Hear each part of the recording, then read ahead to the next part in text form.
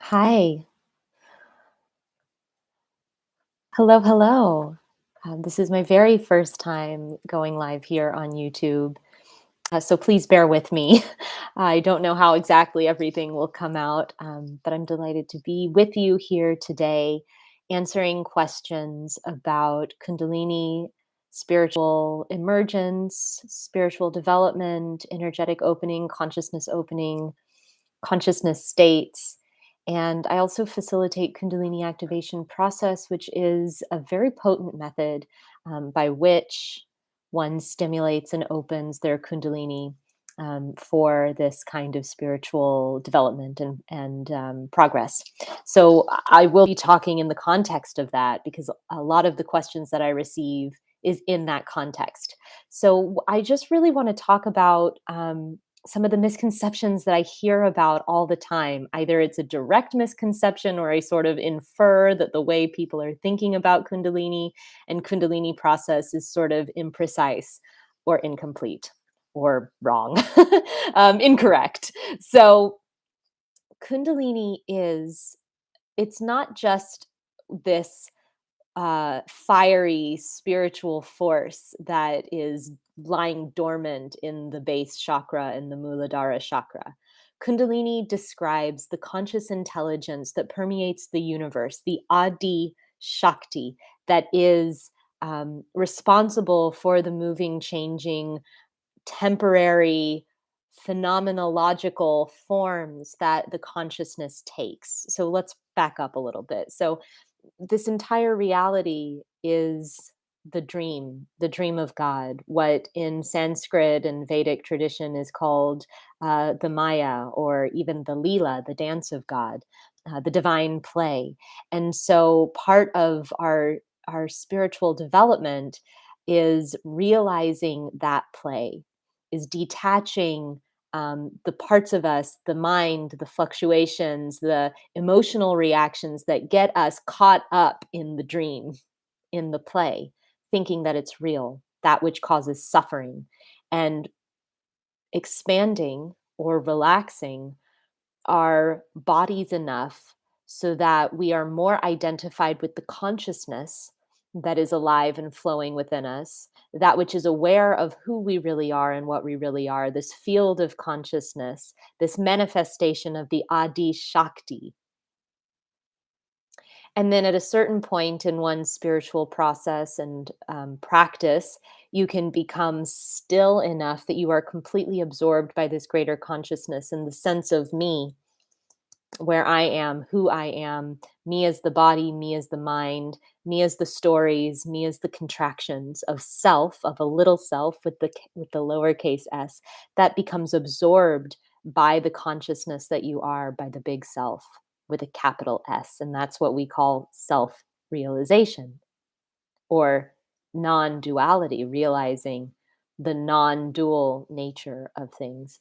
So where does the kundalini come into? So I sort of alluded to it already, which is that there's a process of relaxing the sense of the individual self, right? Because if I'm contracted, if my form, if my idea of who I am ends and begins with this form and these thoughts and what I think other people think about me and my identity, then I'm limiting my sense and my awareness of who I actually am, of what I actually am.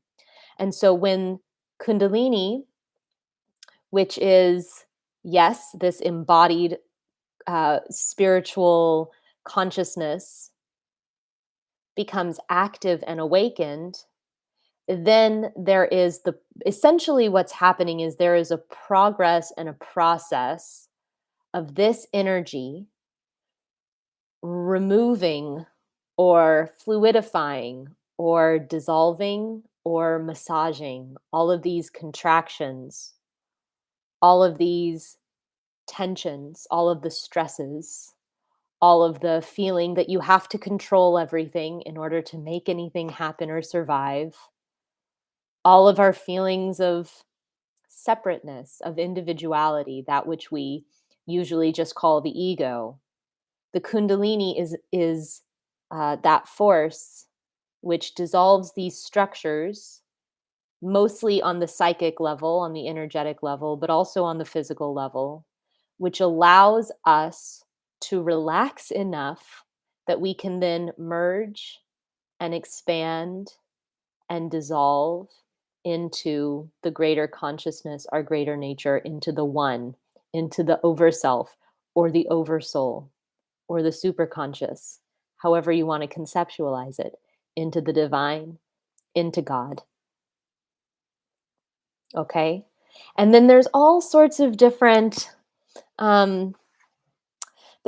of different, really technical, what we would call the vidya, the science, right? There's really technical things that happen where it goes to this psychic center and this chakra and it opens up this point. And there's all of these Sanskrit names that we can talk about to describe the phenomena, the experience of the Kundalini transforming that part of our particular contraction. But on a high level, that is the action that's being taken.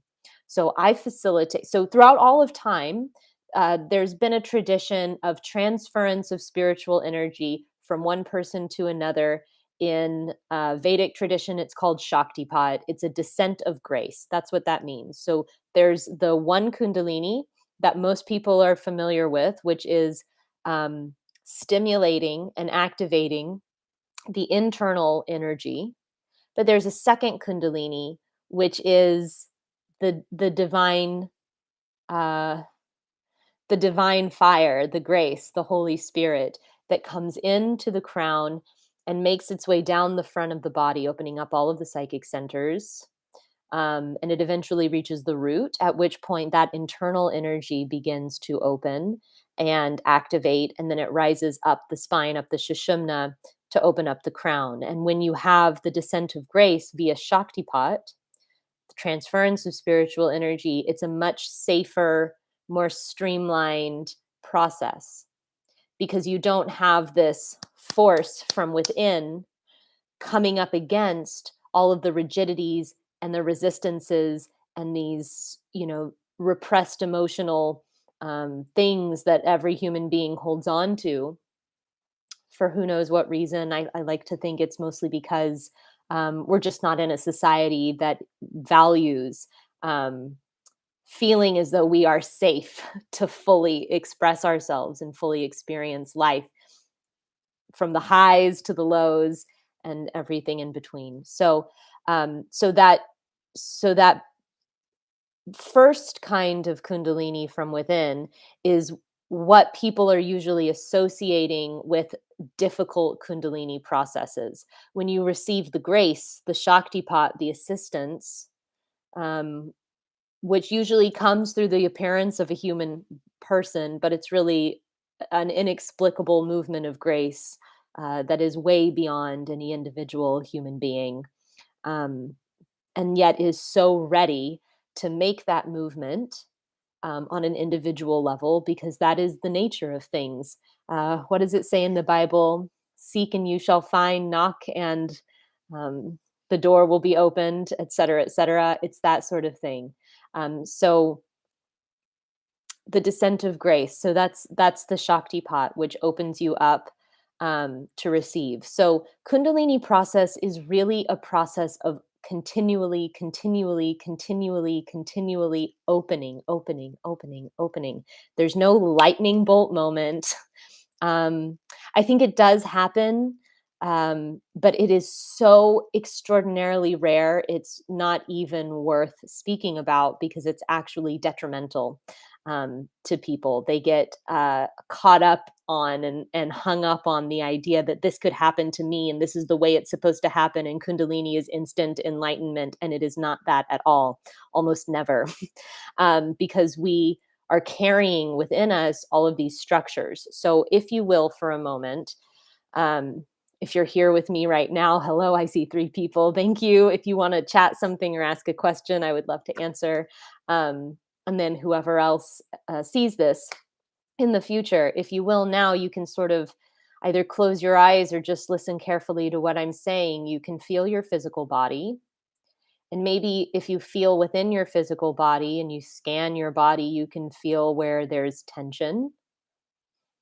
Maybe behind the shoulder blades or at the top of the shoulders where we carry so much of our concerns and other people's opinions. Maybe the throat is constricted with feelings of it's not appropriate or safe for me to speak what I need to say, or maybe the third eye is calcified and shut down. You know, this awareness of what is beyond what I've ever been told is very frightening. Maybe the heart is heavy.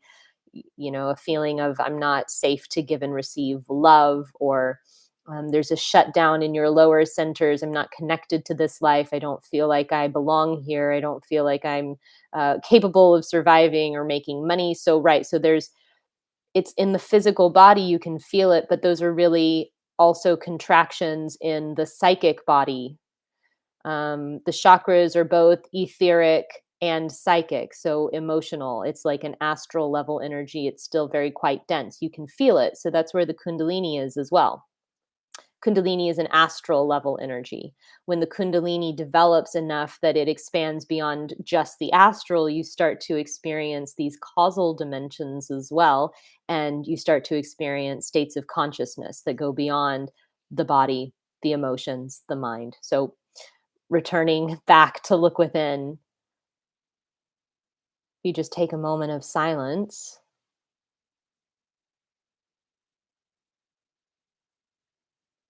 some thoughts. There's thoughts.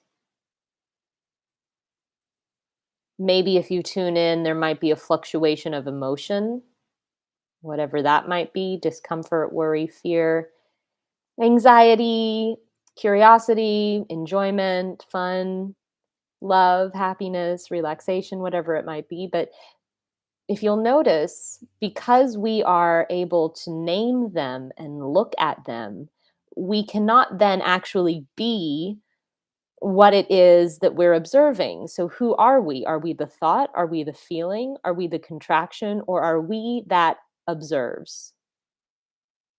Right? So, that's the consciousness.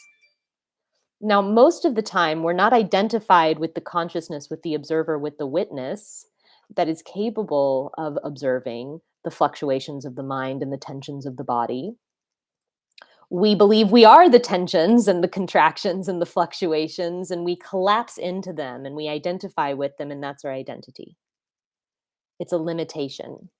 And so, a lot of times, you know, in therapeutic processes, that process of inquiry, of observing, of zooming out so that you observe more with uh, the space that contains those thoughts, those feelings, those emotions, those beliefs. Um, that sort of inquiry is not highly available. And that's because the consciousness is not open. So, one of the first things that happens is when you open Kundalini, when you open consciousness, when you open your body into this next level state, then that consciousness is more present. It's more perceivable, it's denser in your field, so that one is more capable of identifying the thoughts and the feelings, and then hopefully questioning them in order to reveal that whatever we're holding on to, whatever we think we are, is actually a story or a condition that we inherited, that was given to us, but it's not who we really are, and it's certainly nothing that we consciously chose, right? So that's one of the main actions of Kundalini, of consciousness on an energetic level, by activating it, right? And so not only are we now more consciously aware of these parts of ourselves, right? The psychic level, the emotional level, but we're also increasingly more aware of that which has been previously invisible to us with our normal human five senses and our normal normative consensus reality range of um, living in the world. So, what one of the first things that happens is pattern recognition. People call it synchronicity, but what is actually happening is that we are now increasing our consciousness to the extent that we're capable of recognizing repeated patterns. See, the universe and this reality, this Leela, this physical place, is mathematical, repeating patterns, geometries. And so when we raise our consciousness and we have more conscious awareness, we're starting to recognize those patterns in a way that we never have. So we see the repeating numbers. So we see our thoughts reflected back to us instantaneously. So this is a mirroring action that we're now aware of more. That was always there to begin with, but we're now more aware of it. And because we're potentially in the practice of applying inquiry, we get to see how we are the cause of outer manifestations. That the patterns that we hold unconsciously that are now becoming conscious are pattern reflectors, um, exhibited on the outside. So this is all part of consciousness expanding. Um, does anybody have any questions?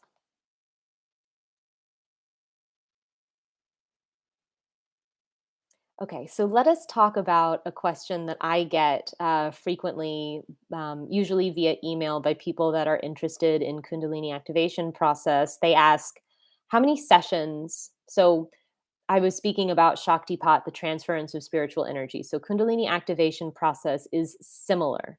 It's a form of Shaktipat, but it is different in that it doesn't follow the cultural meaning of the word.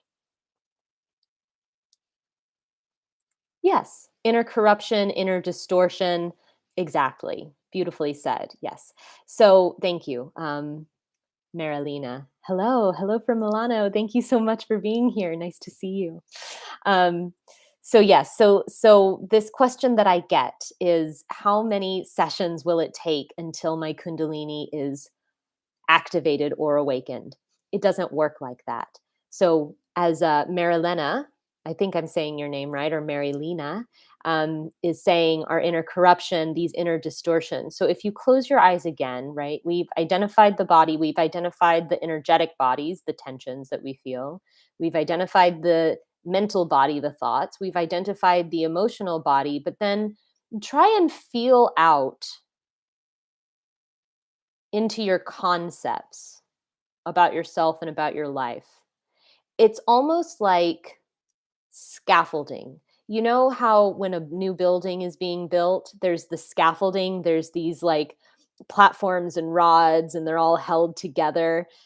It's like that in our consciousness. These are all of the modifications that we hold in our awareness that are not substantial.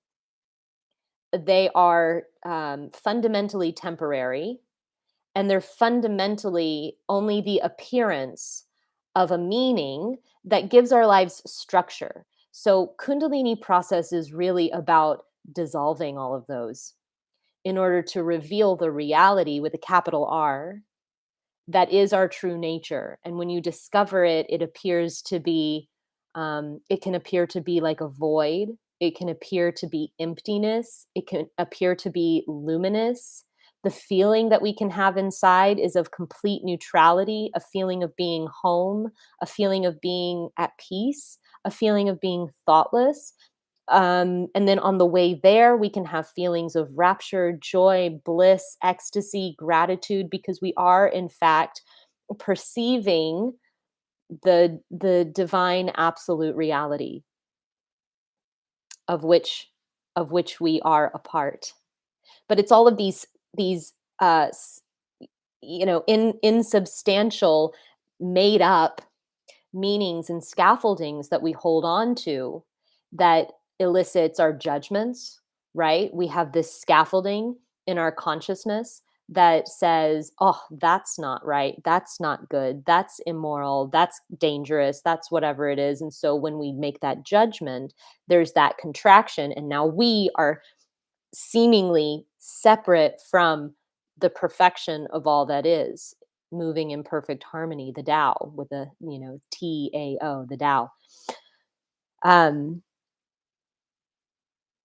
so there's no instant enlightenment. What would it be like to go from this sense of, I have an order that I believe is true,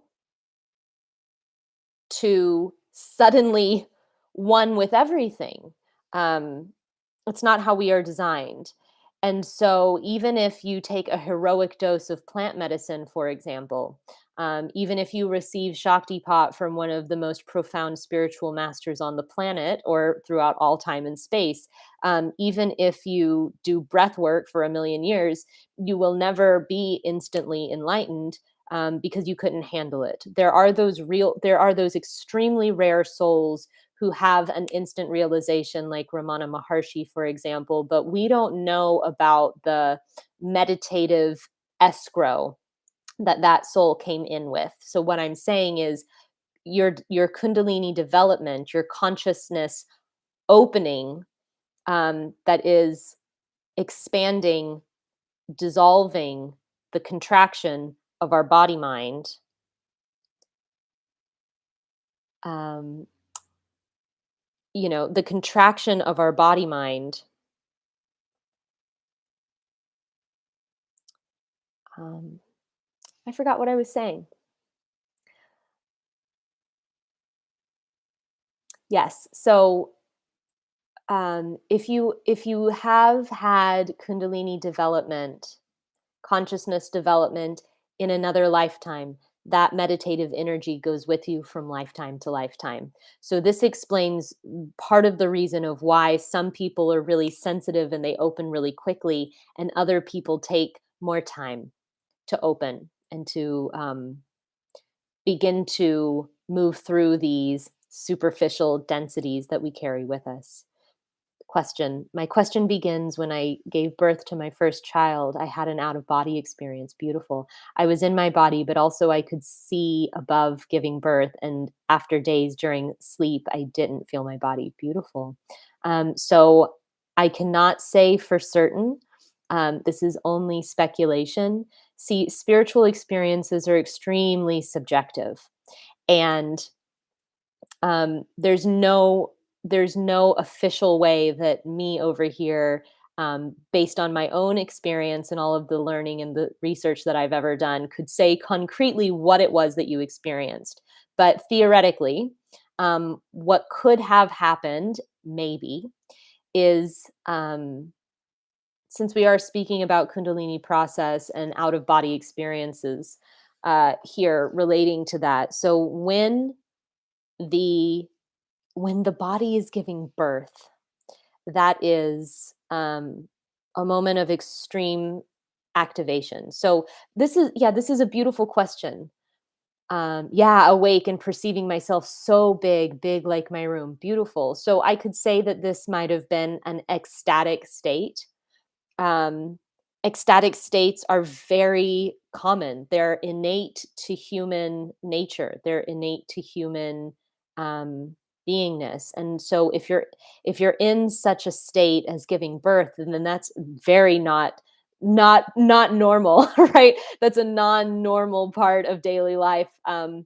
It's extremely normal, it's natural, but it's not something that we experience all the time. So when you're in these really heightened states, it makes, um, a temporary Kundalini movement, or experience possible. So this brings up a lot of really amazing things to think about. So, for example, um, it is also very common and natural and part of human life to have temporary Kundalini releases all the time. So think about those moments of highest achievement and highest joy where you felt expanded and blessed and blissed, and you forget yourself. Everything's right in the world. You're one with everything. You might be at a music a music festival or a concert, or you might be on a roller coaster, or you might have just proposed to your beloved and they said yes, or you might have just been proposed to by your beloved and you said yes, or you might experience the birth of a child, or graduation. These moments of high achievement when you feel this complete sense of well-being. um Yes, super expanded. This is a moment of Kundalini rising where it opens the heart completely and it opens the crown and you feel one with everything. And the problem with this, it's not a problem. It's beautiful always. But what can happen when these sorts of things happen is you don't understand what's happening on an energetic spiritual level, and people usually associate these feelings of complete well-being with the achievement or the event. They don't know that this is their natural state that they can have a sense of at all times. And so usually spiritual practice is all about that, right? My is about discovering and generating that state of well-being, of innate happiness, of um, that innate happiness, not contingent on anything outside of you. So, yes, during the birth of a child, this can happen. And your awareness, your consciousness is expanded. So, when one goes up and out of the body, they're going into consciousness in a different way. You can also be in consciousness in the body and in here, because it was such a spontaneous, forceful moment. um these sorts of things can happen. And then, yes, and so when the kundalini is active and stimulated and moving enough, then it can reach the Sarhasrara, which is actually a padma. It's not a chakra. So chakras are wheels. A padma is a lotus. So each petal opens one by one. And again, thank goodness it does. We wouldn't be able to handle it if it opened all the way. Right. And then you go up to Bindu point and you can become absorbed by that non dual state. And you feel like you merge with everything, you're one with everything, very big, or you might feel very small, or you might feel as though you are, the sense of who you are is more like a mist filling the space, very spacious. And then years of purging so much emotion, trauma. Yeah, yeah. So that's what the Kundalini does. That's the main action. It dissolves those tensions, those structures, and it can come out as purging. So that is a big action that happens in Kundalini process.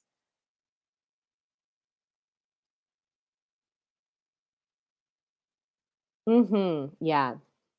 Right. And so when we go into meditation, is so especially so this is beautiful. Thank you so much for this interaction. So this is really describing exactly what is happening. So Marilena says, I had an experience I did have during meditation, just staying in silence. I felt a pressure on my head and a burst of energy from the bottom of my spine, but I had this reaction of broken spine. Yeah, yeah. So you can have all different sensations. You can have all different interpretations of how it feels in the body and in the energy bodies. And um, so this is a really beautiful demonstration of what it's sort of like when you have the activity. So you can sort of conceptualize it as a hose that has never been turned on, that's then going to flow through pipes that are really old and crusted and full of stuff. Um, and so if you think about you can think about the central channel, the Shishimna, the astral tube that runs along the spine, and then you have meridians, and then you have the chakras. So these are all of your plumbing, for example. When you activate and awaken Kundalini either through receiving transmission, Shaktipat, or through willful based practices, which is usually, what most yoga is all about, whether it's pranayam or chanting or um, postures or meditation or selfless service or whatever it is. All of this is sort of seeking to begin the opening of this consciousness, this kundalini or this shakti.